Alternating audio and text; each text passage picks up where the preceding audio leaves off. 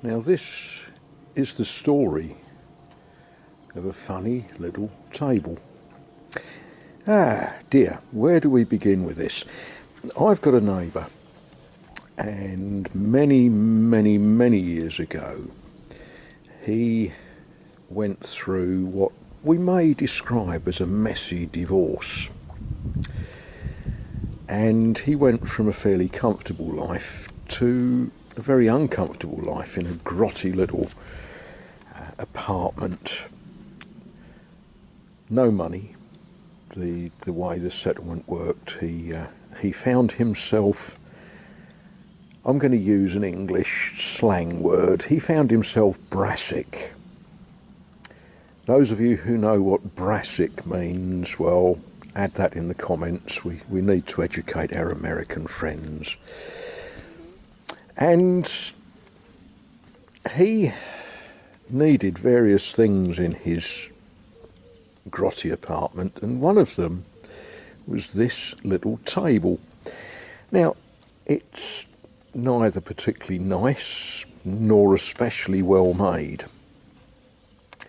And his life got better. He met and married a lovely lady. They are very good neighbours, very good company to me. And this table sort of followed him around. Well, it found its way into his garage. And yeah, he never got round to throwing it away. But then he needed space in his garage and decided that after many years he was going to throw it away. But he recognised that I cook my dinner on a wood-burning oven. And he gave it to me as firewood, which is about, strictly speaking, probably what it's worth. It's warped. Well, I stuck it out of my way, and as luck had it, I didn't need it for firewood.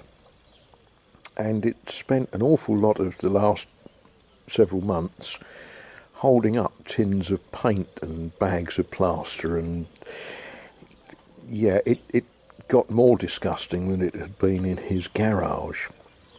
Well, I've just brushed it over and I've knocked all the plaster dust and sawdust and muck off it, because I have a need, round about 10 days' time, for lots of little occasional tables to put cups of tea on, or glasses of wine, or, I don't know, nibbles or whatever. So it gets another lease of life.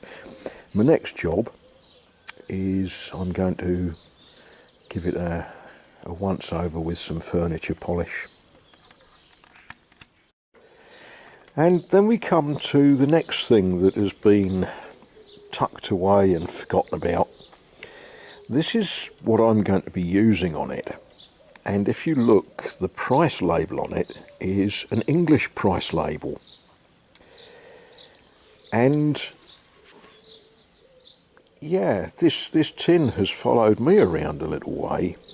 It's got a warning on it, contains toluene, so don't eat it. Don't sniff it. But when I was a child, this was the polish that my father used to put in my hand when he built a piece of furniture. This was what we always used. So the smell of it has got memories for me. I actually love the smell of this stuff. It's probably addictive.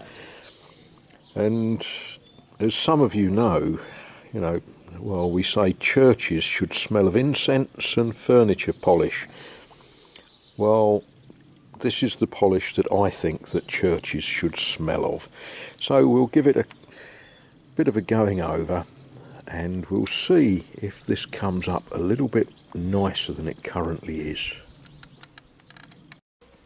Wow, Yeah, there we are. The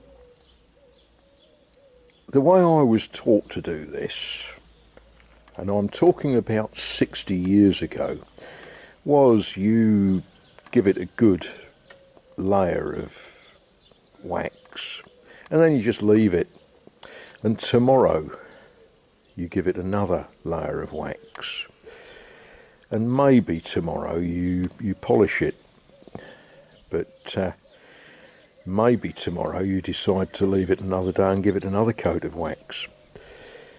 In any event, when I put the first drop of wax on it, you could hear the wood sucking the wax into the grain. Ah dear. It will never be a wonderful piece of Chippendale furniture, but next week it's going to earn its keep.